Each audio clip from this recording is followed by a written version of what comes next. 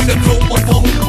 Καθρεφτίζονται συμβολικά το είδωλο του στα δρομόνερα. Πάντα συνεννοούμαστε κρυφά για τα πάντα. Κι αν δεν ακλάμε τον κόσμο κυλάμε Σαροδά πάντα, Σαροδά παίζει κι η μπάντα. Τζαμπά κάντε, κάνε στην πάντα. Ποιήση του δρόμου για μάντα. Δεν είμαστε δόλα καθέντες αγάντα. Απομυθοποίηση μάγκα, απομυθοποίηση πάντα. Απομυθοποίηση, φτάνει η ώρα. Απομυθοποίηση πάντα, απομυθοποίηση. Τώρα!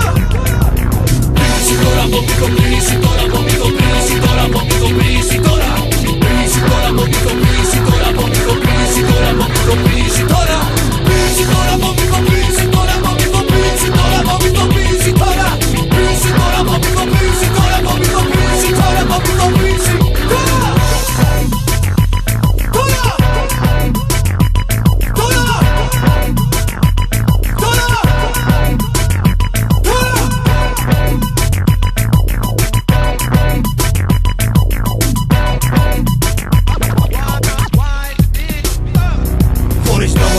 Τη ηρωνία με τη μία. Να έχουμε λόγο και μια δικαιολογία στη βία. Το πρόσωπό μας αυτό δεν είναι πραγματικό. Κατασκευάζουμε γλυπτό τον εαυτό τον εικονικό. Βασανισμένοι συγχωρούν και γράφουν βιβλία. Παπαδοπαίδια προσευχή κάνουν τη βία στη βία. Οι τεχεράνοι